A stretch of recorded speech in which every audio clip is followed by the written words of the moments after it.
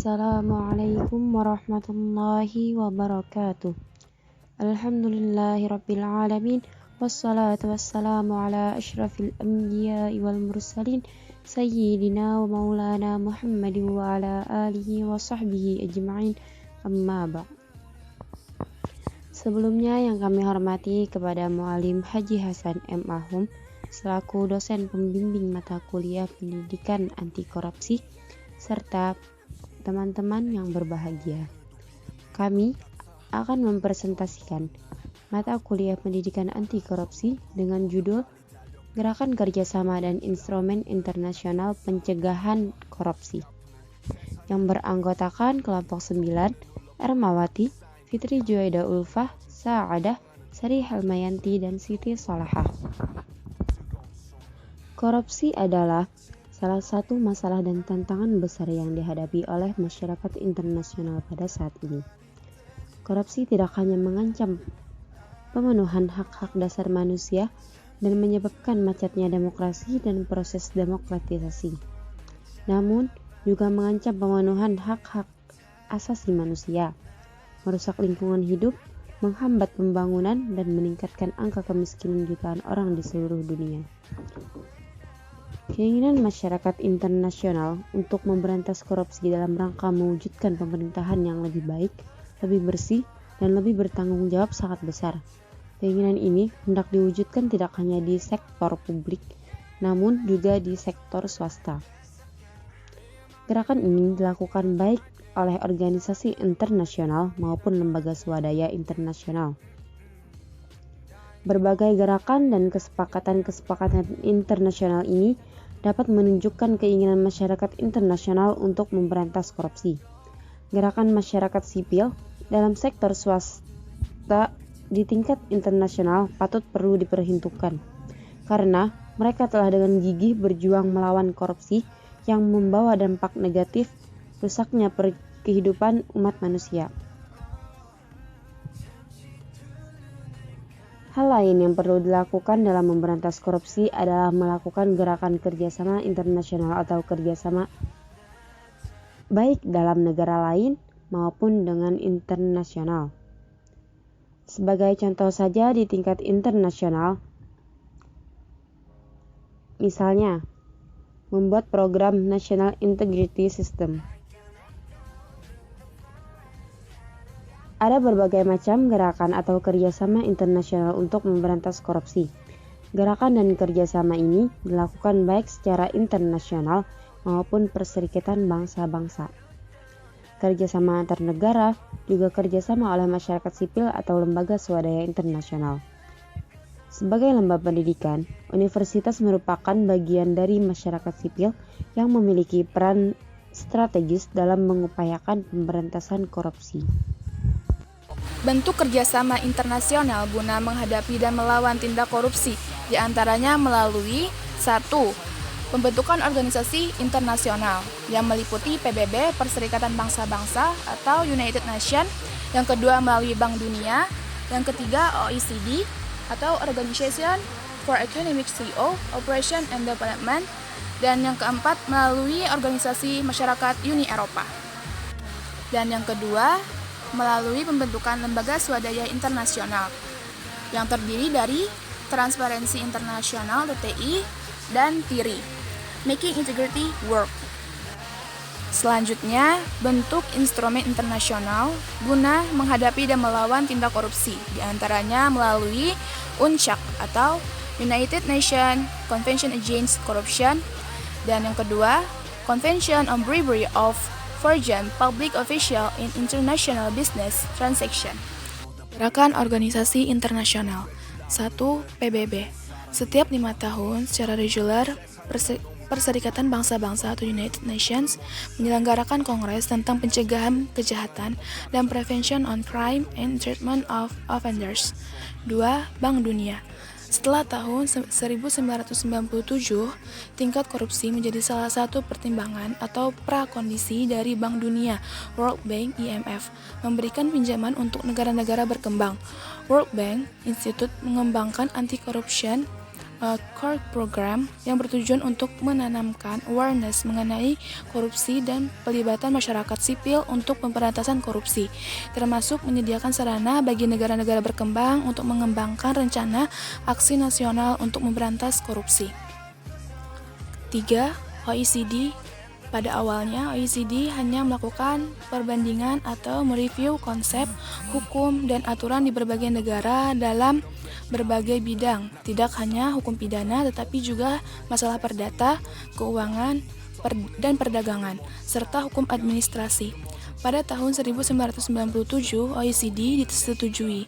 Tujuannya adalah untuk mencegah dan memberantas tindak pidana, suap, dan transaksi bisnis internasional. 4. Masyarakat Uni Eropa. Gerakan pemberantasan korupsi secara internasional dimulai sekitar tahun 1998. Pada tahun 1997, The Council of Europe Program Against Corruption menerima kesepakatan politik untuk memberantas korupsi dengan menjadikan isu-isu sebagai agenda prioritas. Pemberantasan ini dilakukan dengan pendekatan serta pengertian bahwa karena korupsi mempunyai banyak wajah dan merupakan masalah yang kompleks dan rumit, maka pemberantasan korupsi harus dilakukan dengan pendekatan multidisiplin. Monitoring yang efektif dilakukan dengan kesungguhan dan komprehensif, serta diperlukan adanya fleksibilitas dalam penerapan hukum. Lembaga Swadaya Internasional. 1. Transparency International.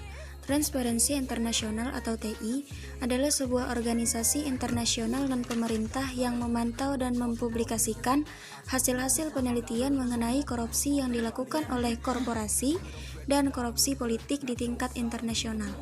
Setiap tahunnya, TI menerbitkan Indeks Persepsi Korupsi atau Corruption Perception Index, serta daftar perbandingan korupsi di negara-negara di seluruh dunia.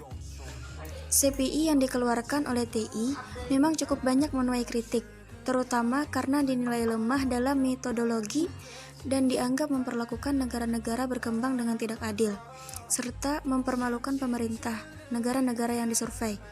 Namun di lain pihak, TI juga banyak dipuji karena telah berupaya untuk melakukan survei dalam menyoroti korupsi yang terjadi di banyak negara.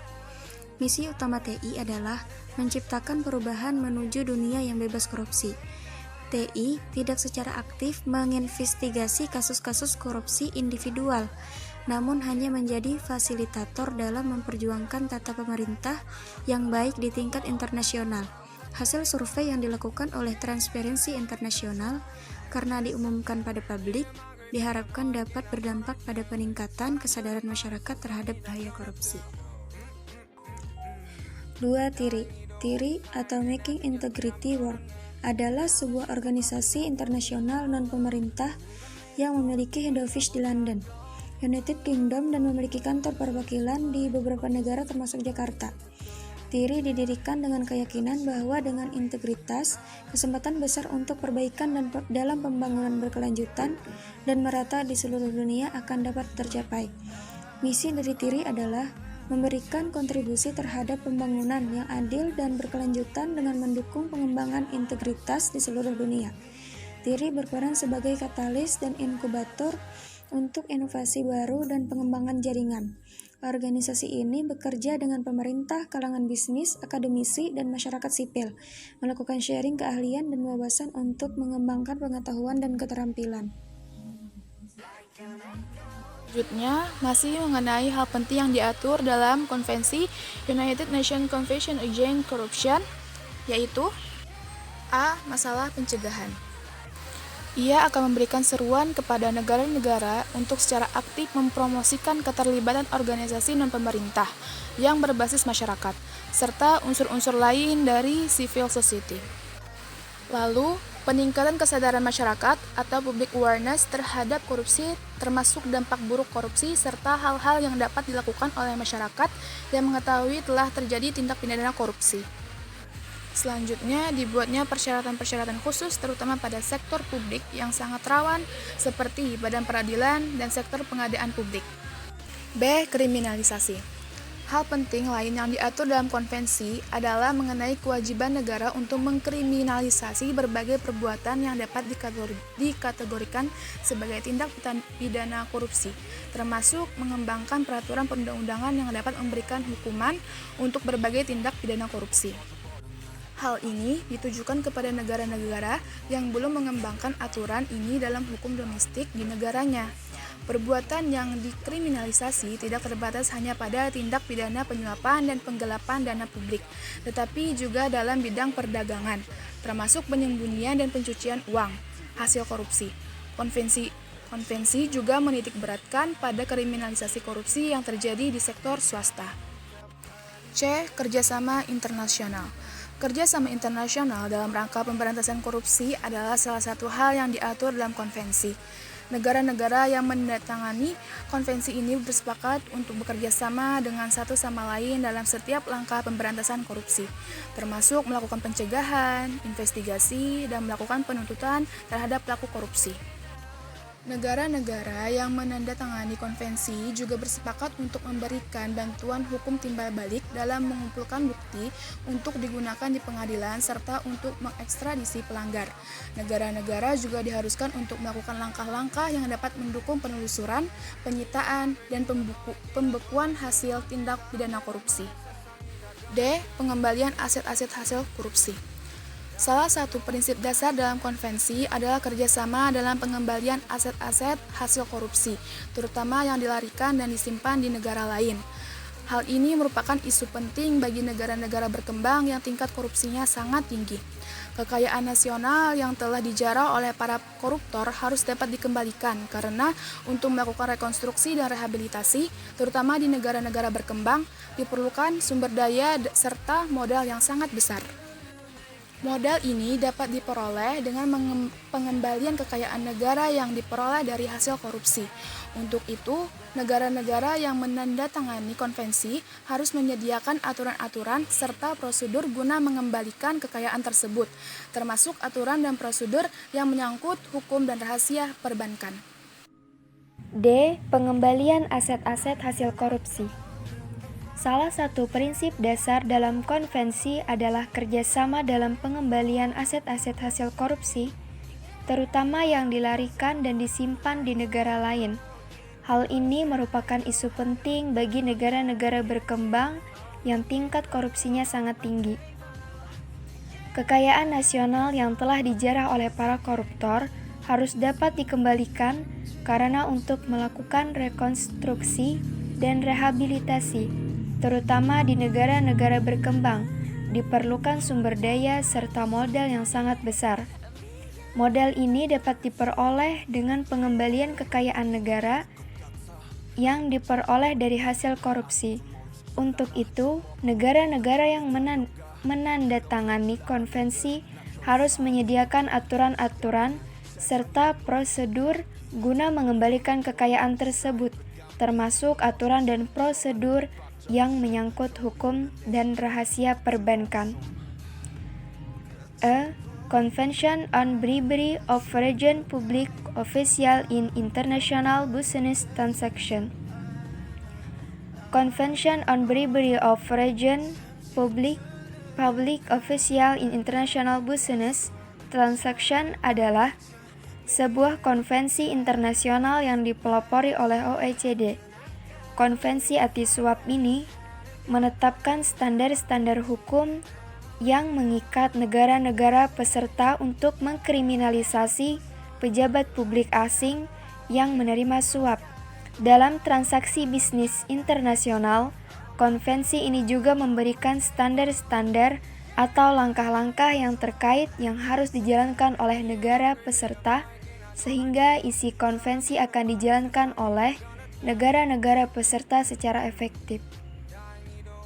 Convention on Bribery of Foreign Public Officials in International Business Transactions adalah konvensi internasional pertama dan satu-satunya instrumen anti korupsi yang memfokuskan diri pada sisi supply dari tindak pidana suap. Ada 34 negara anggota OECD dan 4 negara non-anggota yakni Argentina, Brazil, Bulgaria, dan Afrika Selatan yang telah meratifikasi dan mengadopsi konvensi internasional ini. Sekian presentasi dari kami. Terima kasih atas segala perhatian dan mohon maaf atas segala kekurangan dan kesalahan. Wassalamualaikum warahmatullahi wabarakatuh.